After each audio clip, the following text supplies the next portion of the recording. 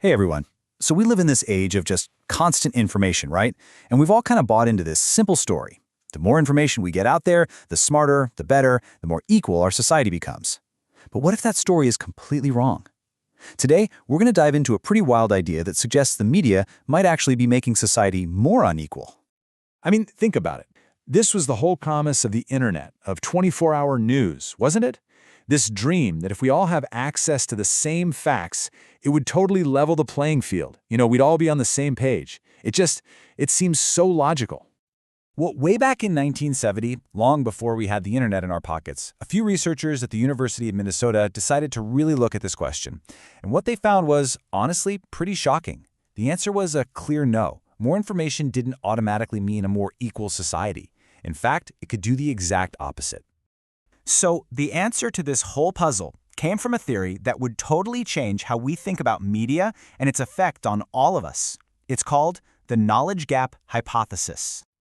Okay, so here's the core idea in a nutshell. As new information, say from the news or public campaigns, floods into society, people with a higher socioeconomic status, more education, more income, tend to absorb that information way faster than people with a lower socioeconomic status. And the result? The knowledge gap between these groups doesn't shrink, it actually gets wider. And this is a direct quote from their original 1970 paper. That key phrase, increase rather than decrease, that's the whole ballgame. This one idea just completely flips our common sense assumption on its head. Instead of being this great equalizer, mass media can sometimes act as a great divider. All right, so the obvious next question is why? Why on earth does this happen? Well, the researchers pointed to 5 key reasons that kind of create and reinforce this whole cycle. So it really boils down to 5 interconnected things. First up, communication skills. Higher education usually means better reading comprehension. Then there's prior knowledge. The more you already know, the easier it is to learn even more. Third, your social circle matters. More educated folks are often in networks where public affairs and news are just talked about more. Fourth, they're more likely to actively seek out complex news. And finally, you've got the media system itself, which for a long time really catered to more affluent, educated audiences. It's kind of like a system that gives a head start to those who are already out in front.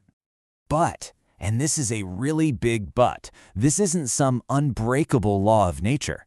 As researchers studied this more, they found that under certain conditions, that gap can actually stop growing, and sometimes it can even start to shrink. So while the default setting often widens the gap, there are these other forces that can pull everyone's knowledge a little bit closer together. It's like a tug of war. So what are these special conditions? Well, the gap can narrow when an issue just explodes with public interest. Think of a huge national election or the very beginning of a pandemic. It also helps a ton if the information is super simple and just repeated over and over and over again. And finally, when an issue is intensely local and affects everybody in a community, or when a particular group has a really strong motivation to learn, people tend to catch up pretty fast. Okay, so you might be thinking, this is a theory from 50 years ago. Why does it matter so much today in our crazy hyper-connected world? Well, it matters because this knowledge gap is shaping some of the absolute biggest challenges we are facing right now. Just look at today's headlines. Understanding the science behind mRNA vaccines, really grasping the complicated details of climate change, or even just knowing what an LLM is and how artificial intelligence actually works. These are all perfect examples of where we can literally watch these knowledge gaps forming in real time, and they have really serious consequences for all of us. And all of this leads to a super important question. If we know this gap is real, and we have a pretty good idea of why it happens, is there anything we can actually do about it? Can we bridge this divide? And the answer is yes, absolutely. People have come up with a lot of strategies. Things like using simpler, clearer language in the media, supporting local news that speaks directly to communities, running information campaigns that are targeted to specific groups, and making sure public broadcasters have a clear mission to serve everybody, not just the most educated among us.